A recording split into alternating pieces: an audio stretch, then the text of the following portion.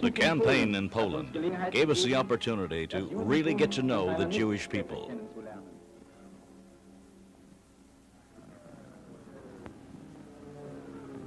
Nearly 4 million Jews live here in Poland, but they won't be found among the rural population, nor have they suffered from the chaos of war as has the native Pole. They set it out indifferently in the gloomy streets of the Polish ghetto. Yet within an hour after the German occupation, they were back in business.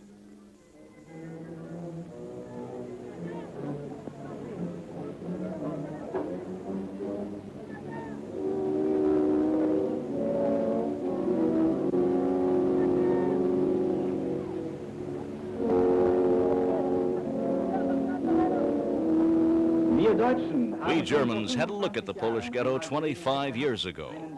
This time our eyes are sharpened by our experience in the last few decades. Unlike in 1914, we no longer see just the most grotesque and comical of these questionable ghetto figures.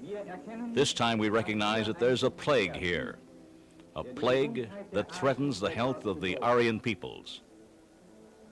Richard Wagner once said, "The Jew is the demon behind the corruption of mankind." And these pictures prove it.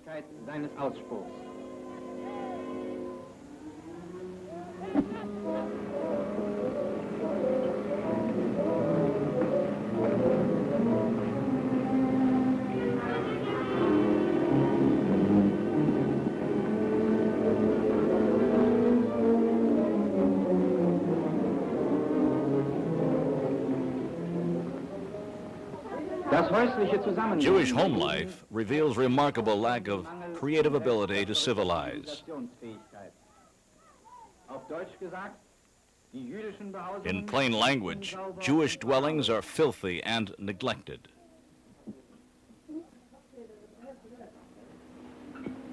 These Jews aren't at all poor. After decades of business, they've hoarded enough to acquire decent, comfortable homes. But they live for generations in the same dirty and bug-ridden dwellings.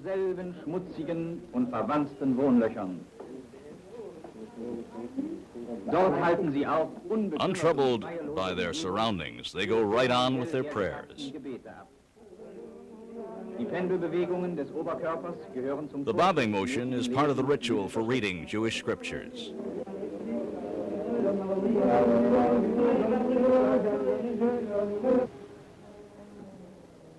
The main part of Jewish so-called community life takes place in the street.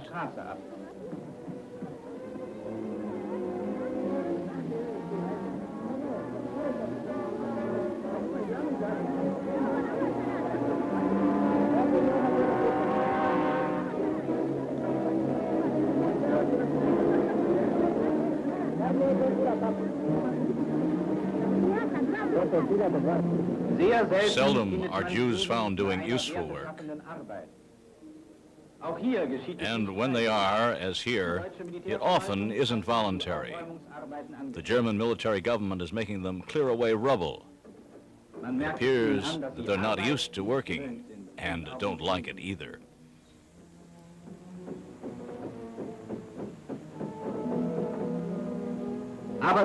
This isn't helplessness that's to be pitied, but something entirely different. These Jews don't want to work, but barter. Here, they're in their element.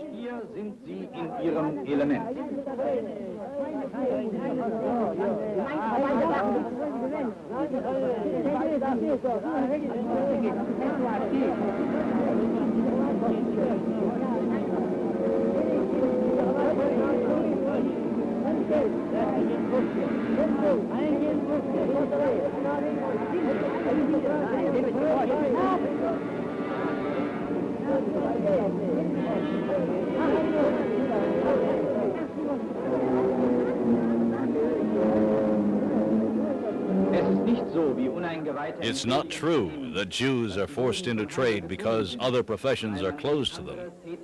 On the contrary, they welcome trade eagerly because it suits their character and natural inclination.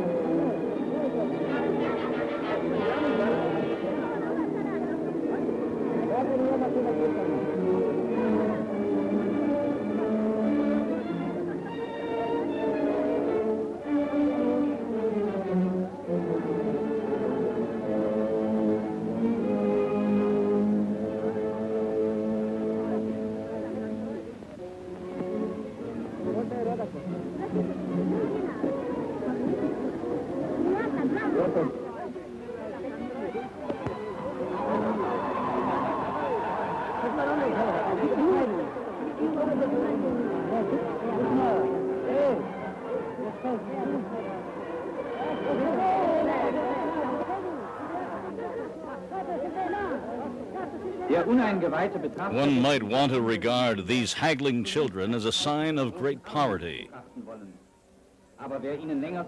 But watch them a while, and it becomes clear that they're proud to act as their grown-ups do. These young people don't have the idealism that ours do. With them, the egoism of the individual is not in the service of higher common goals. Instead, Jewish morality, in crass contradiction of the Aryan concept of ethics, proclaims the unrestrained egoism of every Jew to be divine law. His religion makes cheating and usury a duty. In the 5th book of Moses, for example, it is stated that a non-Jew thou may loan to upon usury, but not thy brother.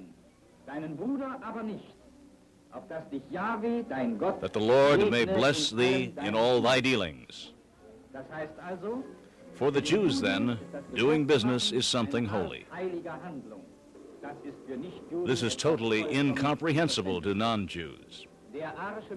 Aryan man attaches a sense of worth to every activity. He wants to create something worthwhile, food or clothing, houses or machines, works of art or anything else of value to everyone. He's ruled by the feeling of being responsible for his achievements.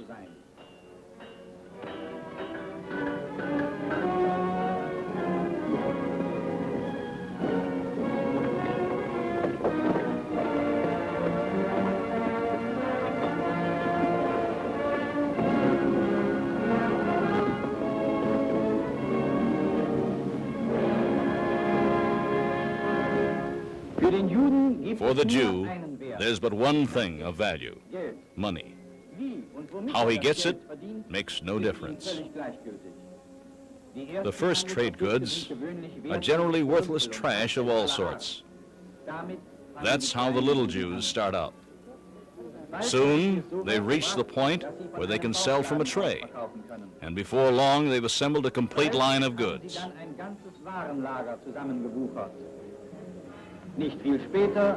Not long after, they own a regular stand. The most ambitious soon own a small shop and then a bigger shop.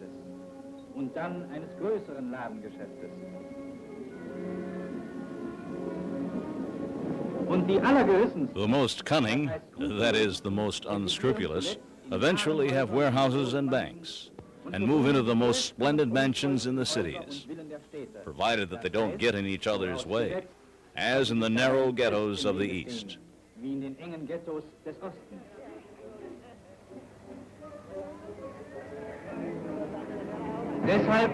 That's why they try to escape to rich lands with rich people.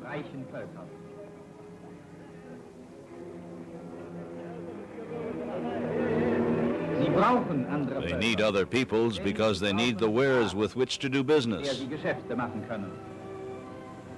What creative Aryan peoples find of value has been reduced by the Jew to mere merchandise. He buys and sells, but produces nothing. The production he leaves to the workers and farmers of the host nation.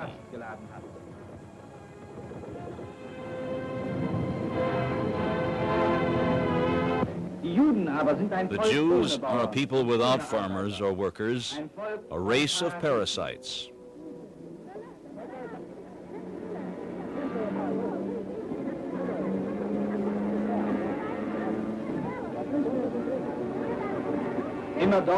Wherever the body of a nation shows a wound, they anchor themselves and feed on the decaying organism.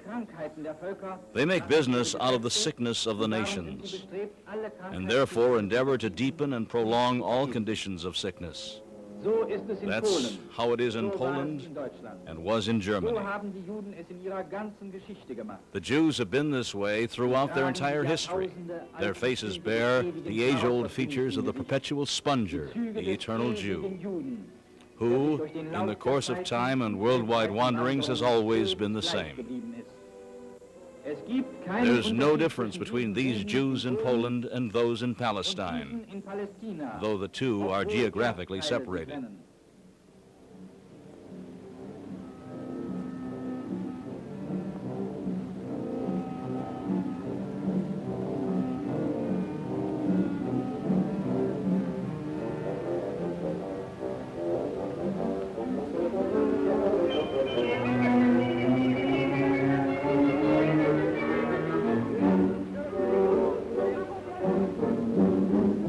Palestine is the spiritual center of international Jewry, though the Jews are numerically insignificant there.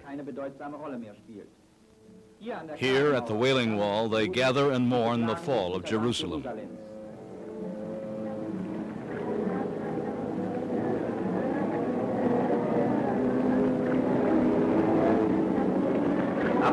Their homelessness, though, is a matter of choice, and in keeping with their entire history. 4,000 years ago, their Hebrew ancestors were already wandering. Out of the land of two rivers, they wandered along the sea to Egypt, where they ran a lucrative grain business for a while. When the country farmers and other Egyptians rose against the foreign usurers and speculators, they wandered once more and plundered their way to the Promised Land. They settled there, mercilessly looting the culturally superior rightful inhabitants. Here, in the course of centuries, from the Oriental Far Eastern racial mixture with Negroid admixture, the ultimate mongrelized Jews developed. Foreign from us Europeans born of totally different racial elements, they differ from us in body and above all in soul. We probably would never have been bothered by them had they stayed in their Oriental home. But the cosmopolitan empire of Alexander the Great, reaching from the Near East across half the Mediterranean, and especially the boundless world empire of the Romans, brought about the evolution of the trade and migratory traits of the Jews, who soon spread across the open Mediterranean area. While some of them settled in the large urban traffic and trade centers of the Mediterranean, others wandered relentlessly on across Spain, France, southern Germany, and England. Everywhere, they made themselves unwelcome. In Spain and France, the people rose openly against them in the 13th and 14th centuries, and they wandered on, mainly to Germany. There, they followed the path of the Aryan culture, creative Germans colonizing the East, till they finally found a gigantic new untapped reservoir in the Polish and Russian sections of Eastern Europe. The 19th century, with its muddled ideas about human equality and freedom, gave the Jews a great lift. From Eastern Europe, they spread across the entire continent during the 19th and 20th centuries, and then across the world.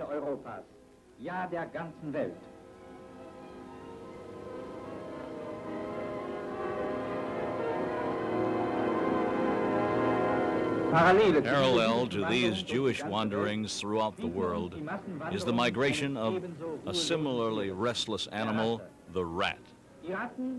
Rats have been parasites on mankind from the very beginning. Their home is Asia, from which they migrated in gigantic hordes over Russia and the Balkans into Europe. By the middle of the 18th century, they'd spread over all of Europe. Toward the end of the 19th century, with the growing shipping traffic, they took possession of America as well, and eventually Africa and the Far East.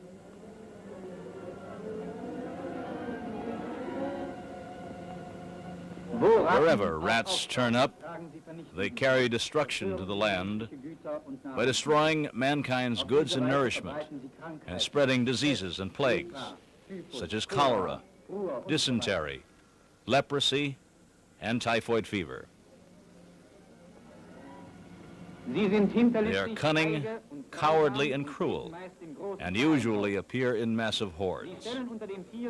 They represent the elements of sneakiness and subterranean destruction among animals, just as the Jews do among mankind.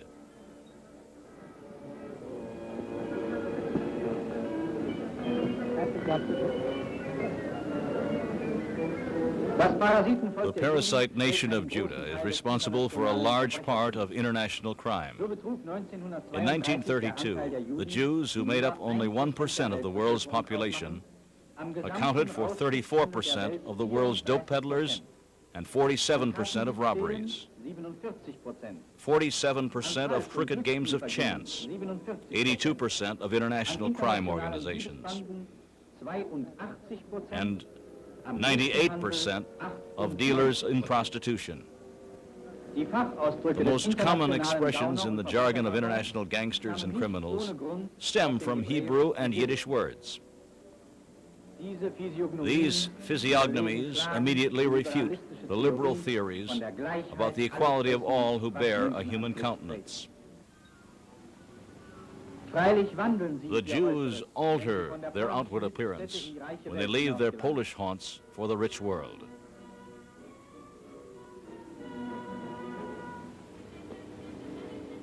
The hair, beard, skullcap, and caftan make the Eastern Jew recognizable to everyone. Should he remove them, only sharp-eyed people can spot his racial origins. An essential trait of the Jew is that he always tries to hide his origin when among non-Jews.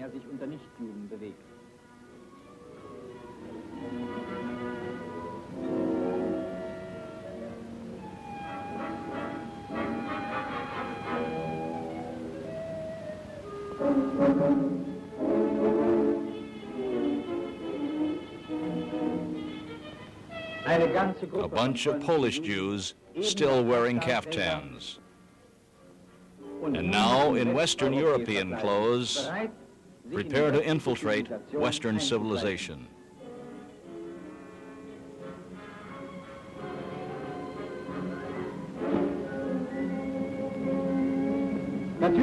Of course, these ghetto Jews don't yet move too well in their clean European clothes. Somewhat more adept are the Jews of Berlin. Their fathers and grandfathers lived in the ghetto. But that's not outwardly noticeable. Here, in the second and third generation, the assimilation has reached its zenith. Outwardly, they try to act just like the host peoples. People without good instincts let themselves be deceived by this mimicry and consider Jews the same as they are. Therein lies the enormous danger. These assimilated Jews remain forever foreign bodies in the organisms of their host peoples, regardless of appearances.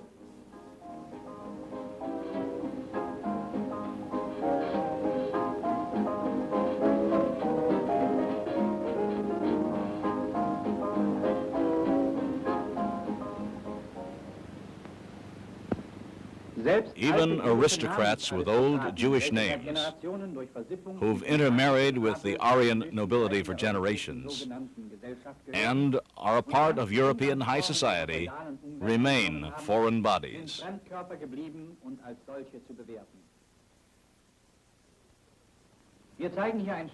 Here we show a scene from a film about the Rothschild family. It was made by American Jews, obviously as a tribute to one of the greatest names in Jewish history.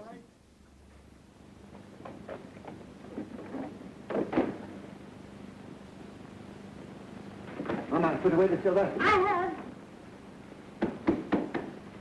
They honor their hero in a typically Jewish manner, delighting in the way old Meyer Amschel Rothschild cheats his host state by feigning poverty to avoid paying taxes.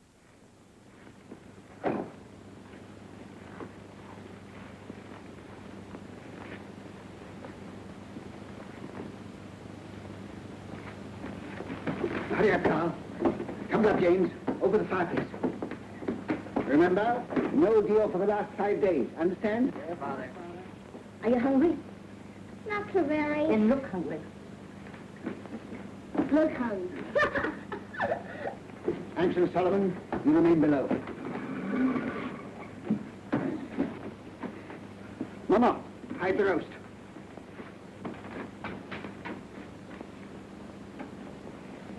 Get up, James.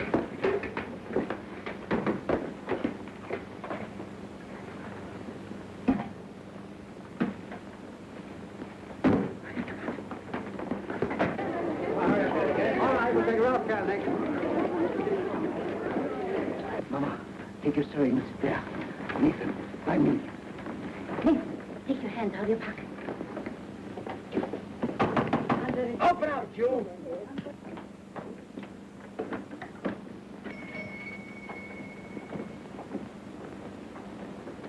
Who is it, Nathan? Alan Rothschild. Why, it's my good friend, the tax collector. Bring out your account book. Certainly. Here it is. I was just looking over it. Things are very bad. I was saying to my poor wife, Dudula, this is our friend, the tax collector. Never have I known such a bad month. No. For 5 days, not one garden have I seen. Customers come, yes, but they don't buy. No. And no one's traveling these days, so my exchange business is worse than nothing. I shall soon starve. Starve, eh? Huh. Something smells good. One of our neighbors must be having a roast. Close the window, Mama. What do you take me for? Susie, I don't understand what you mean. Rothschild, you're doing more business than any Jew in Jew Street. You're going to pay 20,000 gulden. 20,000? Oh. Why, a couch of the big merchants in the city doesn't pay as much as that. That's another matter. He's outside the ghetto. He's not a Jew. Oh, if you were going to kill me this instant, I could barely raise 1,000 gulden. Upstairs. Search the house. Pull the beds apart.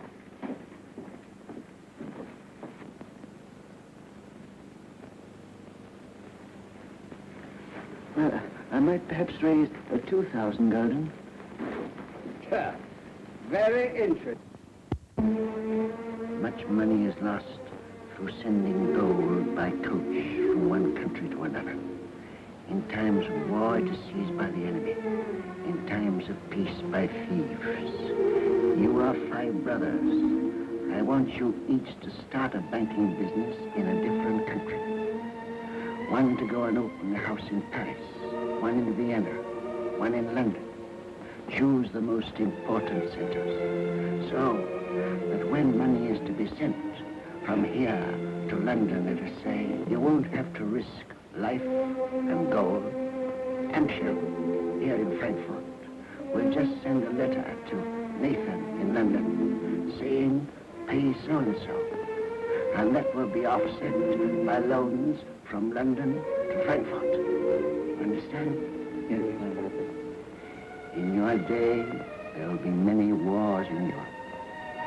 And nations that have money to transport will come to the Rothschilds because it will be safe. Hierzu muss bemerkt werden, dass der Transfer of money Bargeldlose by check is not a Jewish invention, nor was it cultivated by Jews for the good of mankind. It served them as a means of obtaining international influence over their host peoples. No one brother must be allowed to fail while another brother succeeds. Our 5 banking houses may cover Europe, but you will be one firm, one family, the Rothschilds, who work always together. That will be your power. And when that power comes, remember the ghetto. So Nathan goes to London and becomes an Englishman. Jacob goes to Paris and becomes a Frenchman. Solomon goes to Vienna and becomes an Austrian. Karl goes to Naples and becomes an Italian. Amschel stays in Frankfurt and remains a German. But of course, they all remain Jews.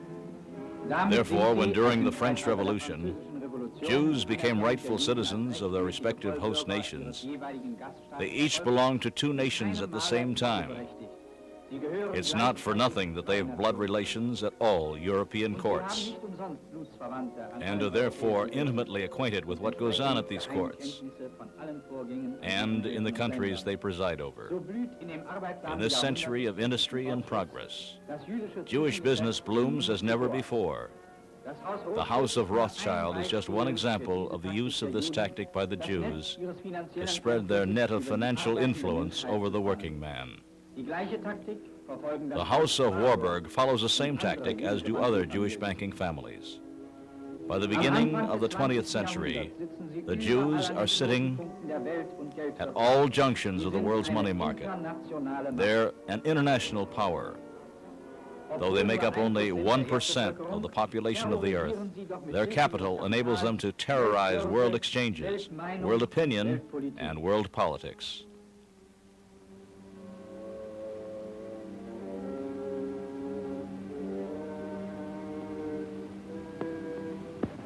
New York is today's chief center of Jewish power. The New York Stock Exchange, financial center of the world, is ruled by such Jewish banking houses as Kuhn, Loeb, Warburg, Hanauer, Wertheim, Leveson, Seligman, Guggenheim, Wolf, Schiff, Strauss, Stern, and so forth. These Jewish kings of finance love to play out their power behind the scenes and stay out of the limelight. Äußerlich Outwardly, they fit right in with their hosts. They look almost like genuine Americans. sehen sie aus. Bernard Baruch, Jewish financial advisor and friend of the American president, in the guise of a smart citizen of the United States. Otto Kahn, Jewish banker of Wall Street, enjoying his role as Anglo-Saxon lord. Angelsächsischen Lords. Jewish banker Felix Warburg. Jewish banker Mortimer Schiff. Jewish lawyer and German hater Samuel Untermeyer. Professor Felix Frankfurter, Jewish legal advisor to the American president. Herbert Lehman, Jewish governor of the state of New York. LaGuardia, half-Jewish mayor of New York City. Henry Morgenthau, Jewish secretary of the Treasury of the United States. The Jew Leon Blum, former prime minister of France, who knows how to act just like a genuine Frenchman. Millions of French workers once greeted him as their party leader. The Jew whore Belisha, former minister of war for England. English soldiers salute their commander. But the Jew is still a rootless parasite even when in power, for his power doesn't come from his own strength. It lasts only as long as his misled hosts are willing to carry him on their backs. Remember those tragic days when Germany lay helpless? Als Deutschland wehrlos am Boden lag.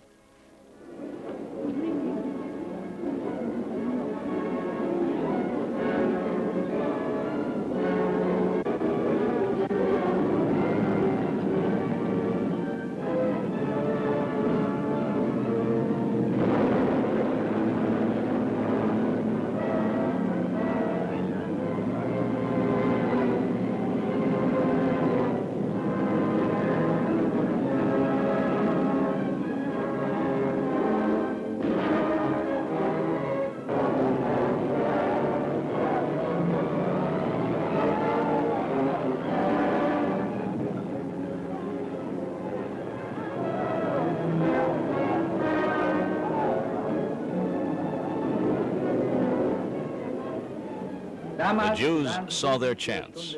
Just like loyal citizens, they stepped forward as though deeply concerned about the fate of the German people. They rushed to the so-called National Assembly in Weimar, where Germany's future was to be decided. The Jewish representative, Landsberg, on his left, Schneidmann. The Jew Hirsch, Prime Minister of Prussia. The Jew Theodor Wolff, editor of a Berlin daily. The Jew Georg Bernhardt, head of the Ullstein publishing house. The Jew Hugo Preuss, creator of the German Constitution. The Jew Walter Rathenau, foreign minister of Germany. The Jew Hilferding, German finance minister. The Jew Bernhard Isidor Weiss, assistant police chief in Berlin.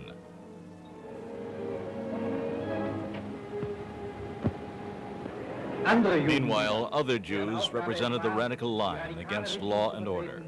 Proklamierten unterdessen offen den Kampf gegen jede staatliche Ordnung.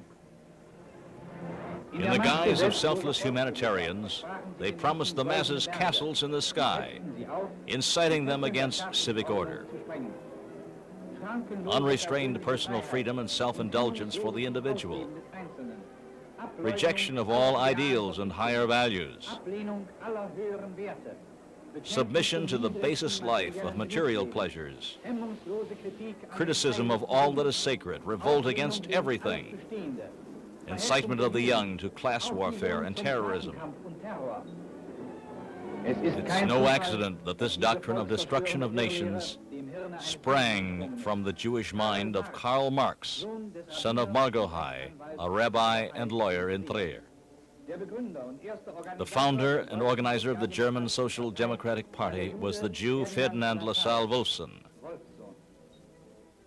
The Jewess Rosa Luxemburg, real name Emma Goldman, was a notorious communist agitator. The Jew Nissen was responsible for the murder of hostages in Munich. The Jew Frankfurter was the murderer of National Socialist activist Wilhelm Gustloff. The Polish Jew Grinspan murdered the German diplomat von Rath in Paris. Although they were a small minority, they knew how to terrorize a great tolerant nation. For every 1,000 Germans, there were 10 Jews. Or better said, for every 1,000 disunified Germans who fought among themselves, there were 10 Jews who, despite business competition, all had a common goal: exploiting the Germans. The Jewish merchants crowded into the cities.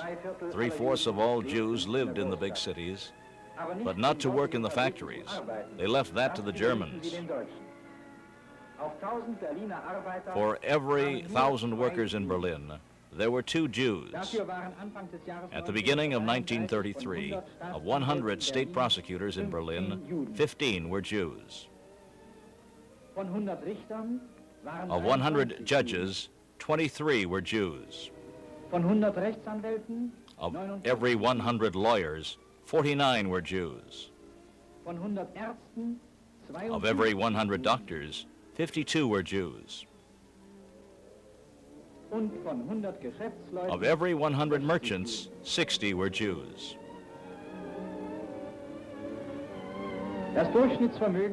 The average income for a German was 810 marks. The average income for a Jew was 10,000 marks. While millions of Germans fell into unemployment and poverty, immigrant Jews acquired fantastic riches in a few years, not through honest work, but through usury, swindling, and fraud. The Schloreks lightened the Berlin treasury by 12.5 million marks. The Jew Kutiska defrauded Prussia of 14 million. The Jew Barmont cheated the same state out of 35 million, not to mention the inflation profiteer Mendelssohn, the Jewish racketeer Katzenellenbogen, and all the rest of them. Jews are most dangerous when permitted to meddle into people's culture, religion, and art, and pronounce their insolent judgment on them.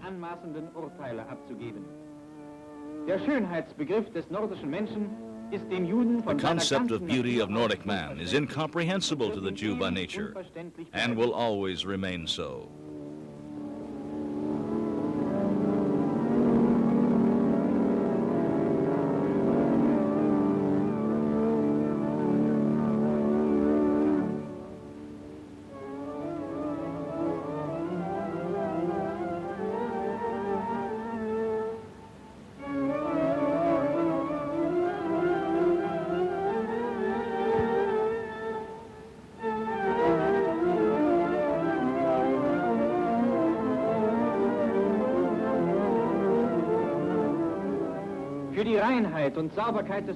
For the purity and neatness of the German concept of art, the Jew, without roots of his own, has no feeling.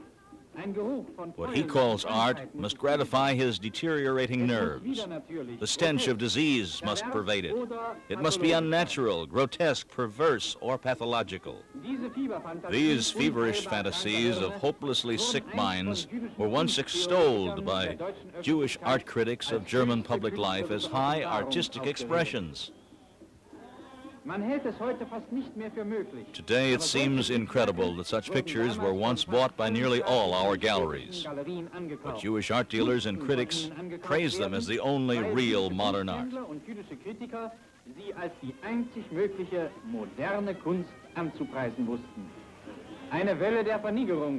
German cultural life was niggerized and bastardized. Painting, architecture, literature, and music suffered as well. For more than a decade, Jews wielded their profane power. As art dealers, music publishers, editors, and critics, they decided what would be called art and culture in Germany.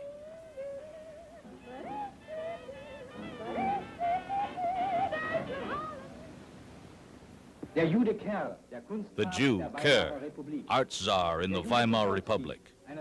The Jew, Tucholsky, a wicked pornographer who said that treason is honorable and the heroic ideal is the stupidest idea.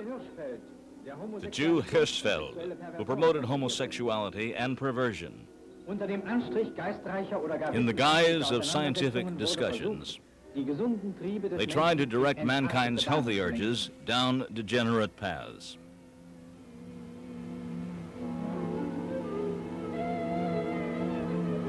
The relativity Jew, Albert Einstein, who masked his hatred of Germans behind his obscure pseudosciences.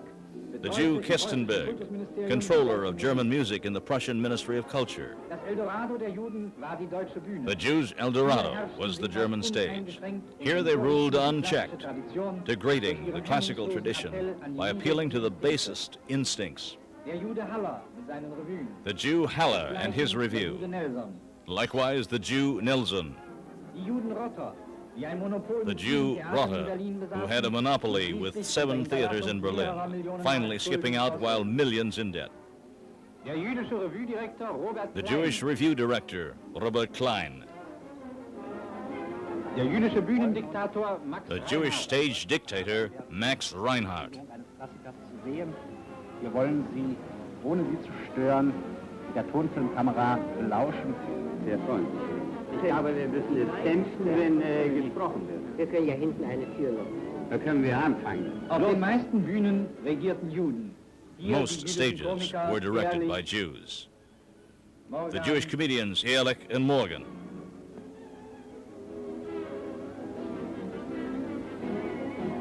Und nicht anders war es beim Film. It was no different in the movies.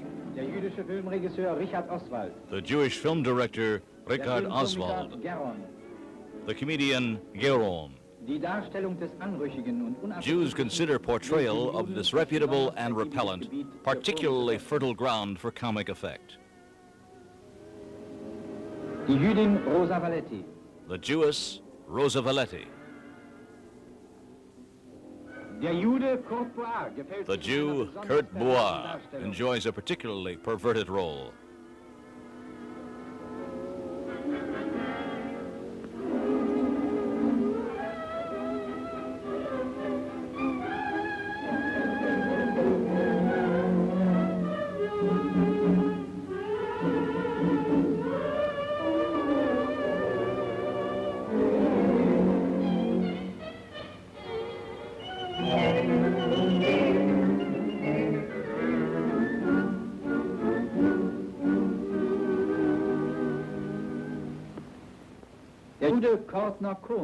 The Jew Kurt Nakun extols the virtues of a depraved officer who doesn't even shrink from committing a murder.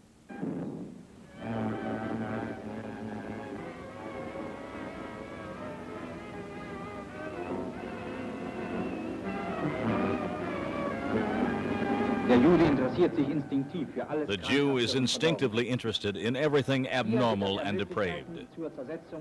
He seeks possibilities of disrupting a people's healthy judgment.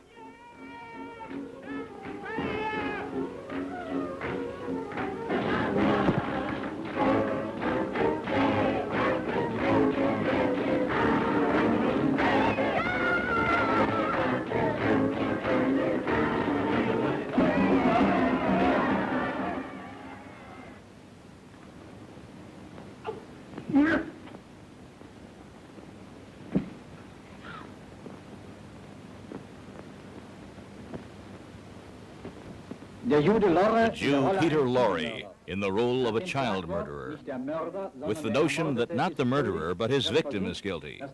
Normal judgment is twisted by a sympathetic portrayal of the criminal to gloss over and excuse the crime. Ja, manchmal ist mir, muss den Weg gehen, den es mich jagt. Muss rennen, rennen, endlose Straßen. Ich will weg. Ich will weg! Und mit mir rennen die Gespenster, nur nicht tue, wenn ich...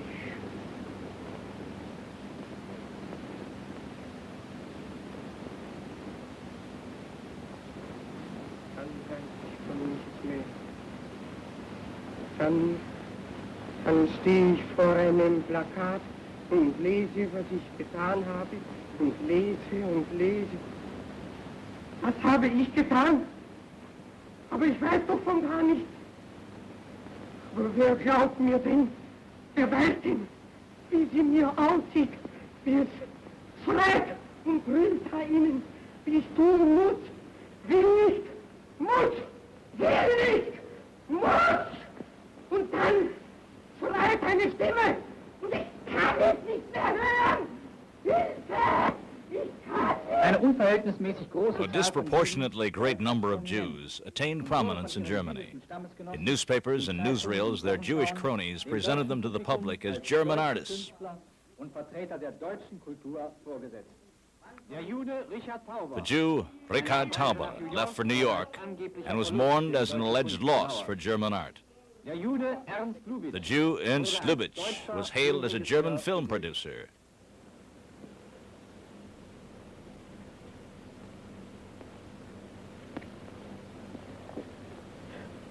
Ich freue mich außerordentlich, in Deutschland und speziell in meiner Geburtsstadt Berlin zu sein.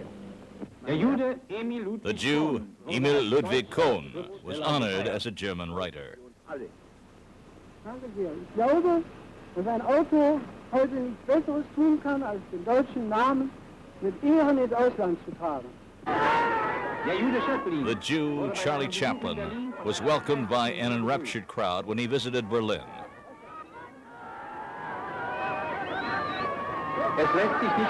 Then, much of the German public acclaimed the newcomer Jew. A deadly enemy. How could this happen? The phony dogma of human equality had tricked the healthy instinct of the nation. Centuries of religious upbringing had taught European Christians to regard Jews as fellow founders of the Christian religion. Benevolent German painters and poets idealized the biblical figures of Hebrew tribal history.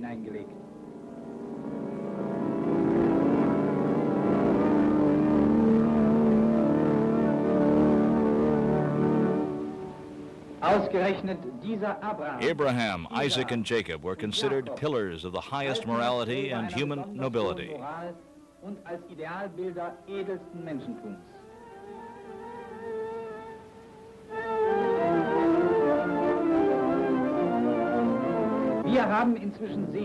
But we know now that the Hebrews of the Bible couldn't have looked like this.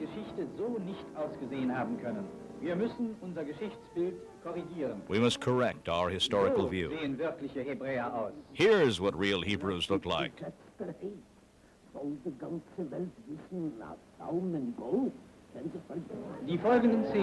The following is a Jewish Purim festival, filmed by Warsaw Jews for their own use as a culture film.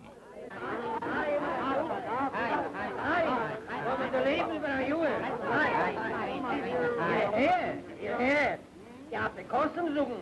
Das Pirem ist nicht kein Umtrieb, in Kaduches ist nicht ein Kränk. Wähle, Kaduches, wo man sehen lassen. Aber Pirem ist ein Hierzu muss man wissen, dass This harmless-looking family celebration commemorates the slaughter of 75,000 anti-Semitic Persians by biblical ancestors of our Jews of today. von den biblischen Vorfahren unserer heutigen Juden ausgeübt wurde. The Bible reports that the next day the Jews rested and made the day one of feasting, joy, and gift-giving. They decided that these 2 days, Purim, should be thereafter remembered by the children's children forever.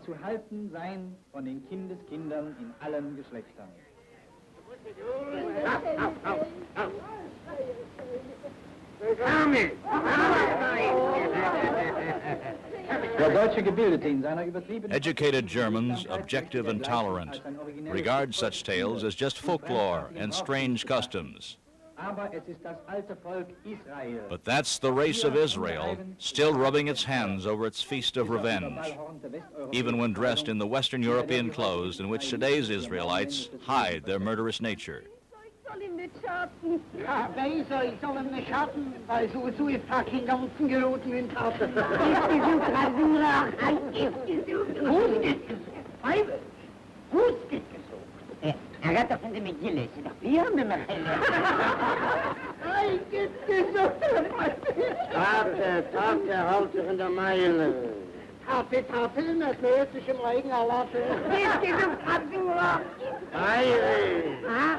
Lechaim, Rebnuchen, Lechaim. Was ist das? Hier, wir haben jetzt mit der Kappen an Arsch. Na, das ist der Hummentag.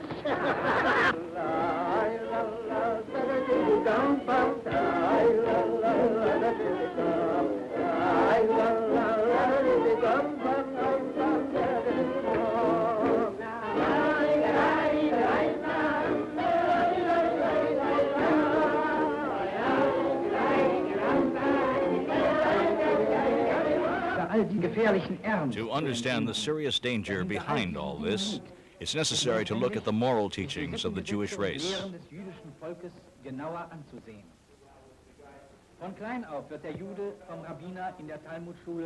From boyhood, the Jew learns his ancient laws in the Talmud schools.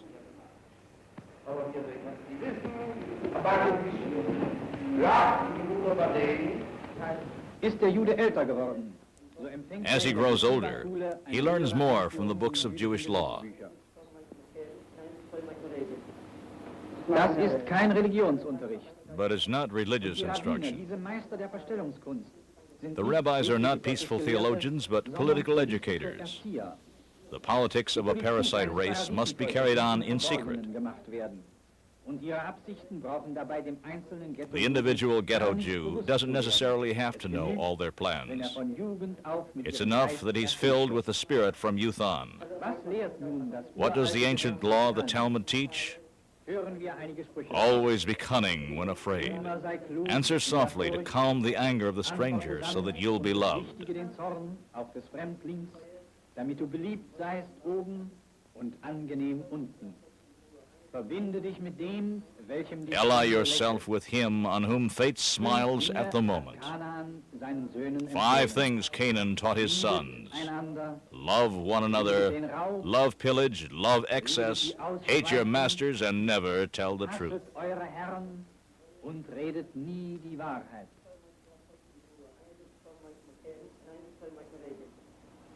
Die weitere Formung des jüdischen Innenlebens Further development of the Jewish inner life is carried on in the synagogue. dass man ihre Sprache nicht The Jews count on people not understanding their language and ambiguous symbols. So stellen sie sich der Kamera selbst bei ihren heiligen Handlungen.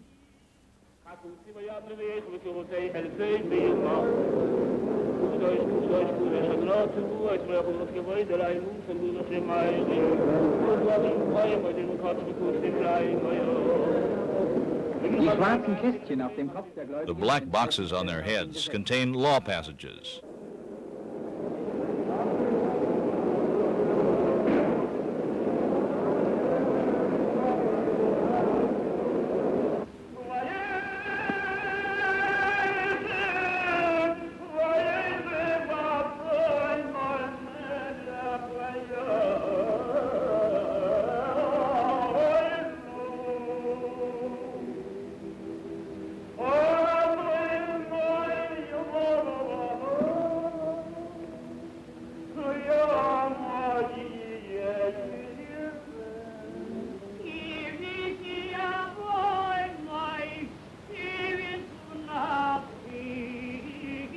Das Schachern mitten im Gottesdienst Conducting business during the service is not considered an act of disrespect by Israelites.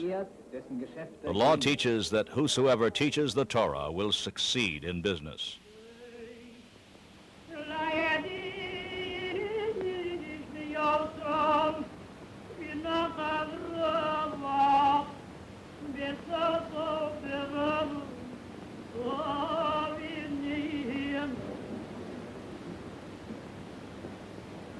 Die Tora-Rolle, welche die The Torah scroll, containing the 5 books of Moses and the law, is taken from the so-called Holy Ark.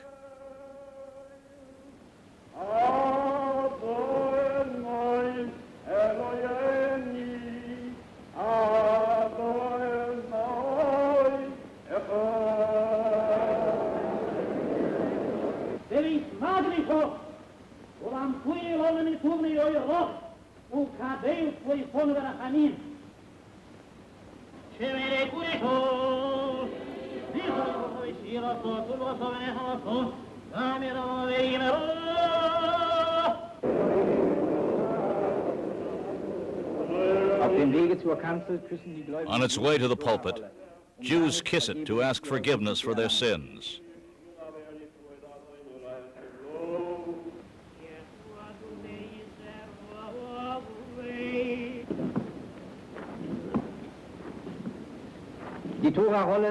The Torah scroll is rolled to the place to be read.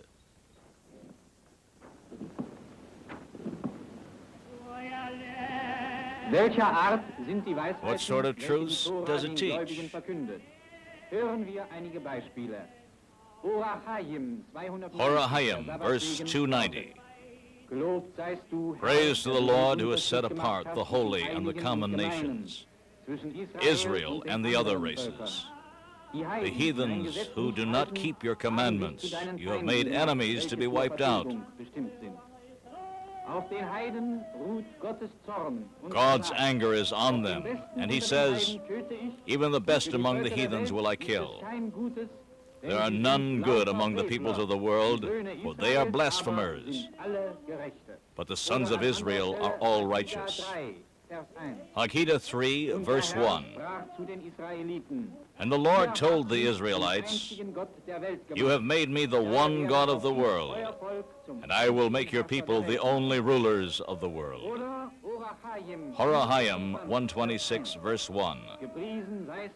Glory to the Eternal One, who reduces the enemies of your people, humbles them and wipes them out, that the earth may belong to you alone and your people. This is not a religion. It's a conspiracy against all non-Jews by a sick, deceitful, poisoned race, against the Aryan peoples and their moral laws.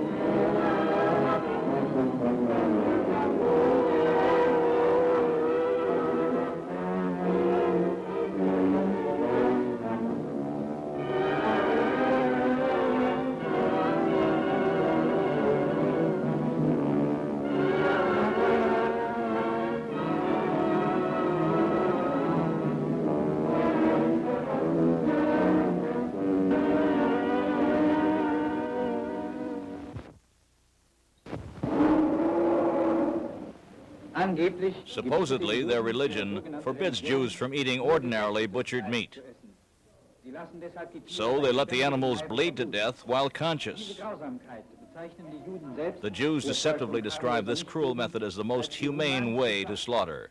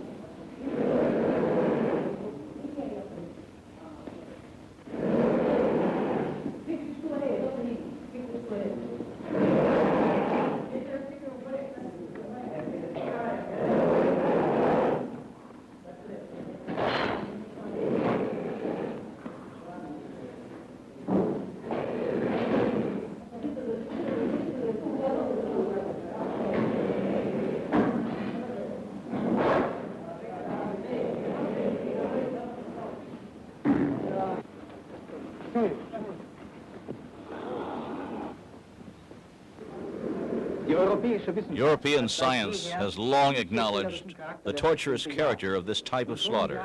In 1892, the people voted to ban it in Switzerland. Jewish law has no love and respect for animals in the Germanic sense. It's even forbidden that the suffering animal be put out of its misery. The National Socialist movement has opposed this cruel torture of defenseless animals since its earliest days. In nearly all provincial elections and in the parliament, we moved to forbid this form of slaughter. But the entire Jew-controlled press called our stand disgraceful.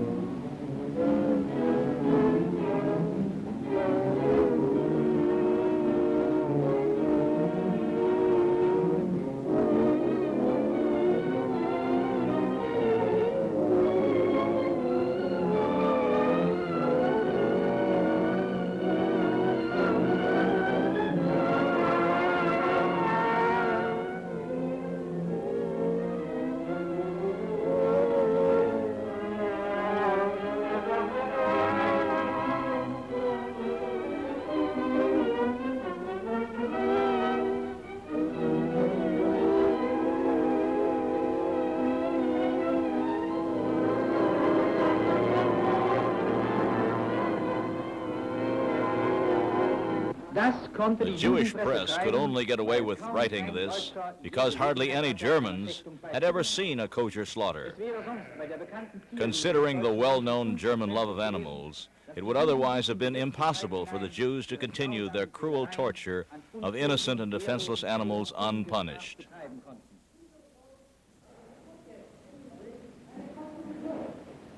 These scenes prove the cruelty of this method of slaughter. They also reveal the character of a race that hides its senseless brutality behind the facade of pious religious customs. The Jewish butchers usually bind the animals so that no movements betray their agonies, but it's customary to sometimes slaughter unbound animals in this way.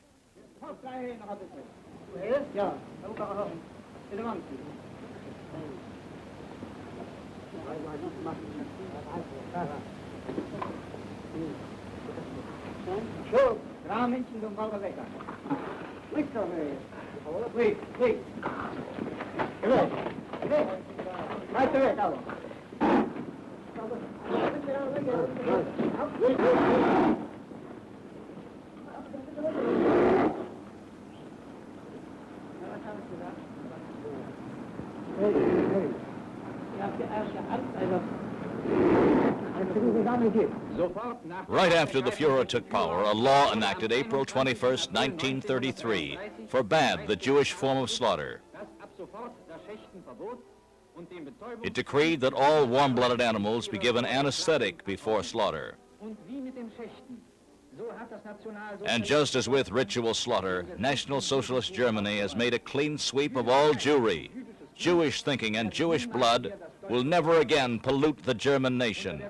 Under the leadership of Adolf Hitler, Germany has raised the battle flag against the eternal Jew. Die Welt hat Siedlungsraum genügend.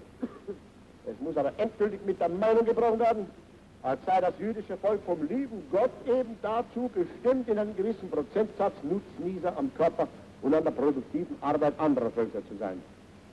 Das Judentum wird sich genauso einer soliden, aufbauenden Tätigkeit anpassen müssen, wie es andere Völker auch tun. Oder es wird früher oder später einer Krise von unvorstellbarem Ausmaß erliegen.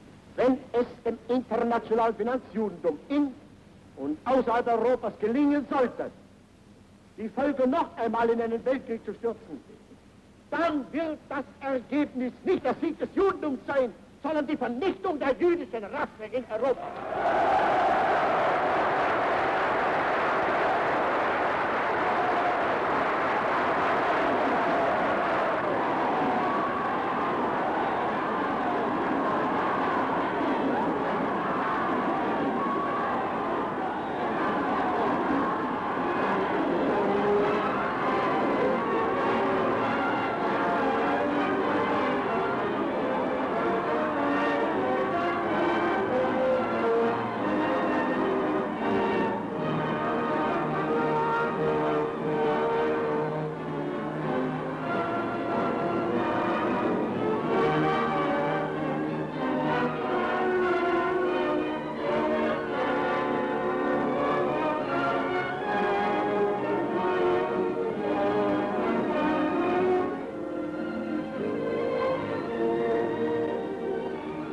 Das ewige Gesetz The eternal law of nature, keeping one's race pure, is the legacy which the National Socialist movement leaves to the German nation forever.